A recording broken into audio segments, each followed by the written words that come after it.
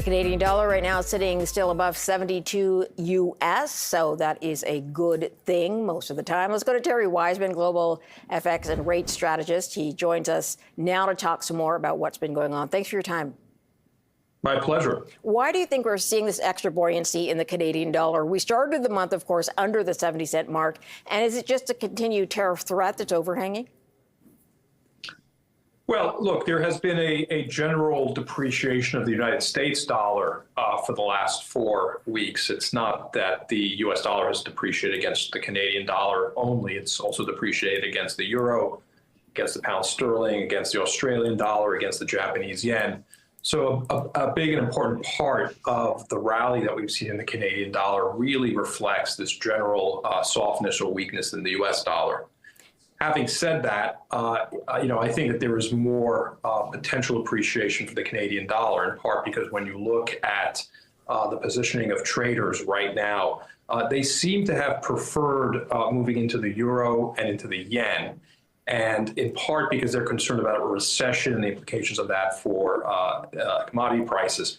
The enthusiasm around the Canadian dollar has not been that great, but there's potential for enthusiasm to pick up if and when the election happens, and we start to see some pro-growth policies be instituted in Canada. Okay, so give me a little bit more on that. The election's Monday, we're days away. What do you see? What do you expect, depending on who's elected?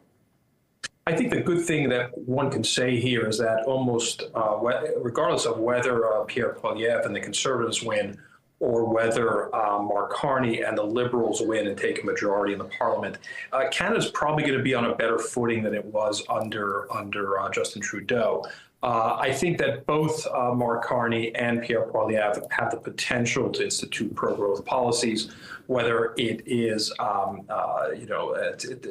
tax-based policies that can promote growth, whether it's simply dealing judiciously with the United States and the tariff situation. I think they're both going to come out, either whoever's elected, you're probably going to have a better outcome than had we seen Justin Trudeau remain as prime minister and he be the one to confront Trump and to set the policy agenda for Canada over the next few years. So Canada's in a better place right now, in our view, than it was, let's say, back in early December before the resignation. Interesting. Okay, you mentioned that people are looking more towards Japan and Europe for the strength of their currency. What are you seeing going on there?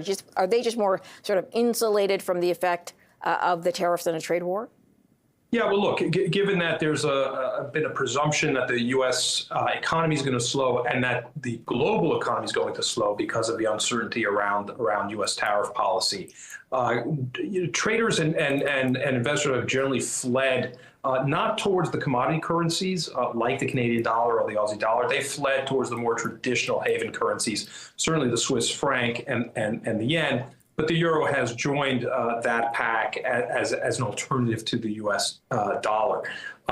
It's just that it's been a greater enthusiasm, a greater flow of money into the euro and into the yen, and you can see that there's been technical overbought conditions in those two currencies that does not exist in the Canadian dollar at this point. So it's very possible that the Canadian dollar effectively will catch up post the election if a lot of the remaining short positions in the Canadian dollar are forced to close.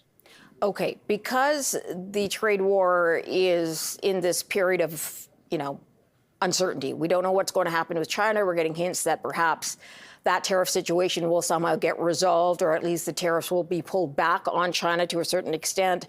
Everything else seems to be a little bit quieter at this point. Do you expect what you're seeing now with buying into Europe, buying into Japan, to carry on even if things stay, as they are today for the next few months?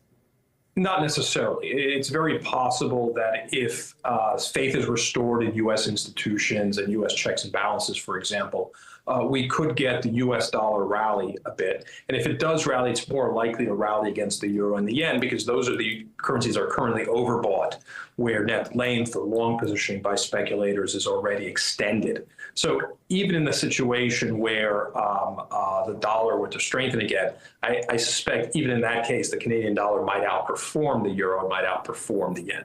Some are saying they think what has happened with Jerome Powell and the comments made by the American president as far as the independence of Jerome Powell goes and the Federal Reserve, that longer term damage has been done to the reputation of the U.S.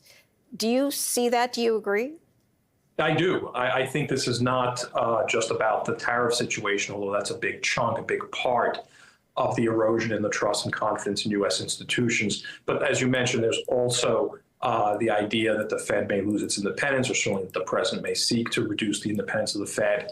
There's also the problem, of course, with checks and balances I mentioned earlier. It doesn't seem as if Congress has been effective in reining in some of the more extreme items in the policy agenda of President Trump. And of course, there's always concern about whether the U.S. is going to resolve its deficit issue in the medium term. And I do have a sense that the rating agencies are scrutinizing the situation quite closely. And it's very possible that in the next few weeks, we may get a downgrade of the U.S. or a warning from the rating agencies against the U.S., in which case, even if the U.S. dollar has strengthened between now and then, it may see another bout of weakness. Interesting. Okay.